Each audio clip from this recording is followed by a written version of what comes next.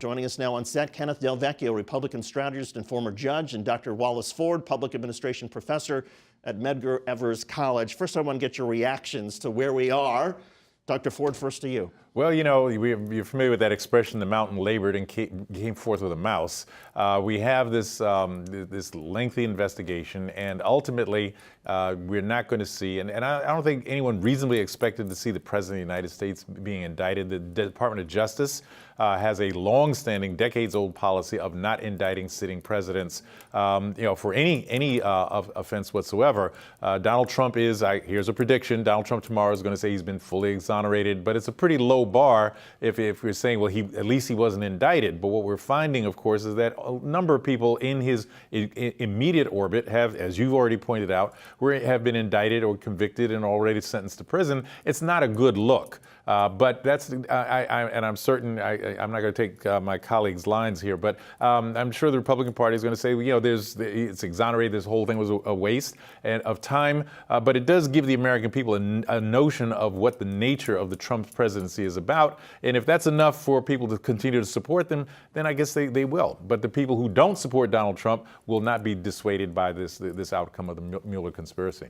Ken, your reaction? Excuse me, the Mueller report, excuse me. Ken, your reaction to the fact that Mueller has now delivered something to William Barr, and Barr is saying, okay, maybe this weekend he'll be able to give the public and Congress the conclusions. The whole premise of this investigation, as interpreted by most of the mainstream media and the left-wing side of our aisle, was faulty and misguided.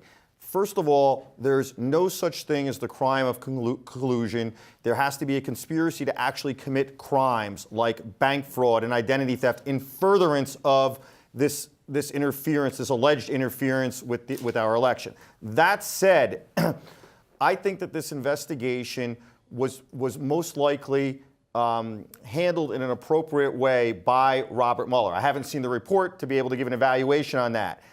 But what came out of this? What's the best thing that came out of this? The best thing that came out of this are the Russians that were actually indicted. Those people who were actually charged with substantive crimes that related to this investigation. Bank fraud, identity theft, hacking into the computers and stealing from the DNC and Hillary Clinton. What's the worst thing that came out of this? Something that most people aren't going to talk about. It did create a national pandemic for us where now you've got everybody at their throats. You've got the liberals at the conservatives' throats. You've got different law enforcement agencies at their throats. You've got people like the acting attorney general who's being forced to testify under oath. Partisan cable channels battling with each other. I mean, yes, on and on. Yes, everybody's at their throats, and it's a vicious circle. Where is it going to stop? I say leave Robert Mueller alone now, leave Whitaker alone, leave Donald Trump alone, please, and even leave Hillary Clinton alone. Stop these investigations into these, in essence, at the end of the day, amount to minor matters for the results of it.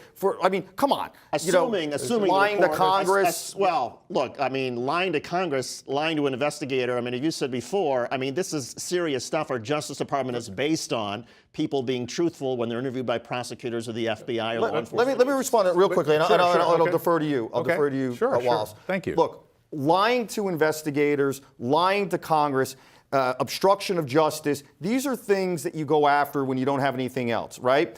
They are serious. However, I don't think anybody should be going to prison for a day for those things. They should have a criminal record, and they might be put on probation, but that's another problem with these things. Like, people are getting potentially wildly insane sentences for reasons because it flowed from this nasty investigation. Bill Clinton was impeached by the House for lying under oath to a grand jury, for obstructing justice in the Paula Jones investigation, not for the underlying acts that he was initially accused of. Right. But Dr. Ford, let me, if I could just ask a question, because one of the things that came out of this investigation, and I think we're in agreement and accord that the president, I don't think is exonerated of anything at this point, but certainly there's nothing that we see where the president is going to even be indicted once he's no longer president. I think that's probably a pretty good guess at this point. But what we found out, for example, is that the president of the United States, when he was running for president, was in major negotiations with the Russian government on a multi-million, hundreds of millions of dollar deal,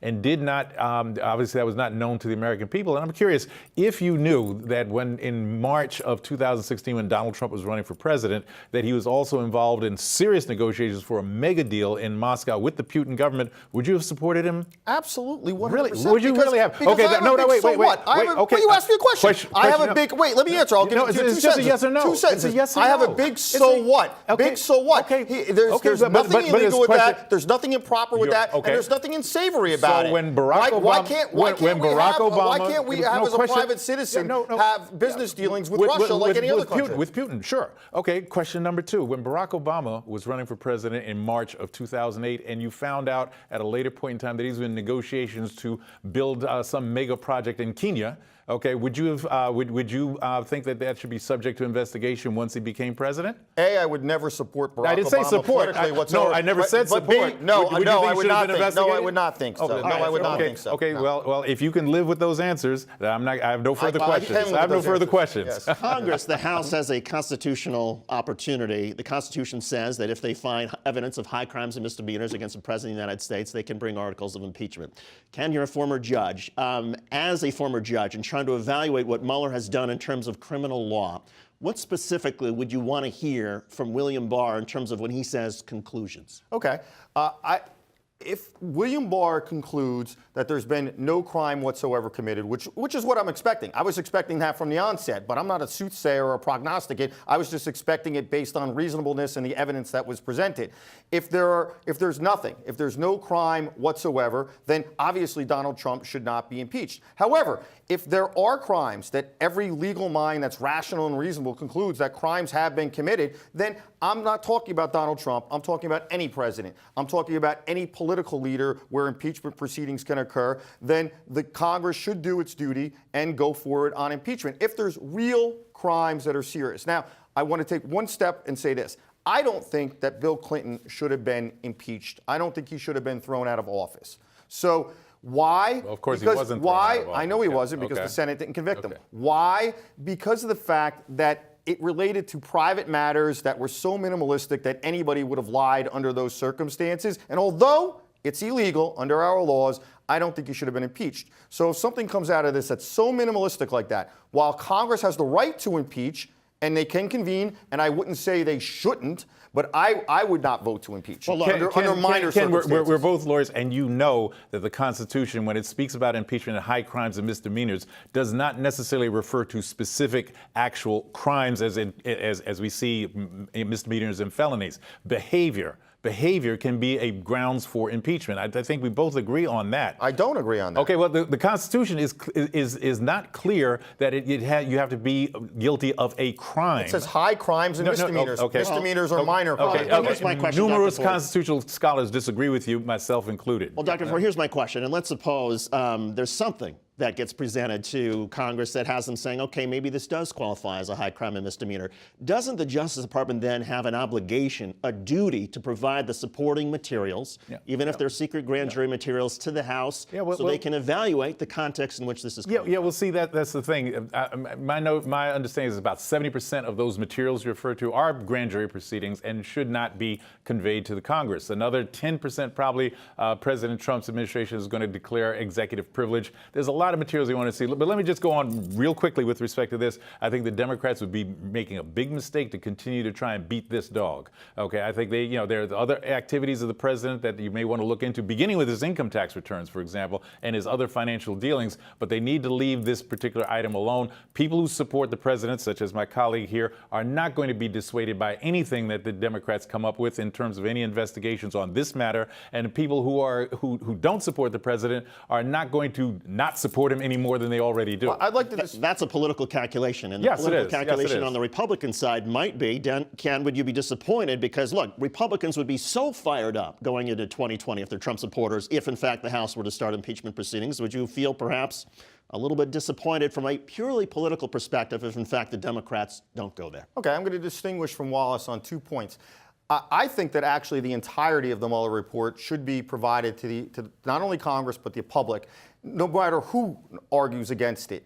And I think that is necessary because this has been not just the news, it's been the nonstop news. It's on everybody's mind. So even everybody wants even the grand transparency. jury 6C material, which is normally held out of the public, you think it should be released? I absolutely do, unless there's a true matter of national security. Not one of these things where the FBI or the Justice Department or the CIA says it is, and then we learn, oh my God, that wasn't a matter of national security. The other point, though, is I say leave Donald Trump alone. Oh, poor Donald Trump. There's nothing poor criminal Donald he's done. Tell him Let to leave John govern. McCain alone. Let Tell him to govern. leave John McCain alone. Let him govern. Tell him to leave John McCain alone. How about that? Tell him to leave Well, Kellyanne that's another Conway's debate I would love husband to alone. Tell all those people to leave him alone okay. too. It goes in a vicious. Poor This is Donald. part of the vicious Poor circle. Donald. It's part of the Poor vicious Donald. circle. Oh my goodness! The I fact feel of the so matter- sorry for him. the My fact of the matter goodness. is we do not know. You're a really sympathetic person. I got to tell you. I'm sympathetic to anybody that gets viciously attacked all the time, and he's viciously I want you on attacked. my For all side. we know, I want you on my side. For all we know, Donald Trump may deserve it. For all we know, there might be something in the Mueller report and the conclusions that Barr provides to Congress that may say, okay, no, there is criminal You activity have my here. agreement on that. You know you have my agreement on that. If there's But we don't any know. president that there's a real crime, that's something that's beyond something that's such a low misdemeanor, then Congress actually has a duty to impeach. But I at that not point only we do not agree. expect that, it's not going to happen. Here's the headline: Donald Trump is not a traitor. He's only a liar. Okay, great. No, he's a great president. We got to leave it there. That's a debate for another day. Dr. Wallace Ford and Kendall Vecchio, terrific conversation. Thanks for doing this tonight, guys. Appreciate it.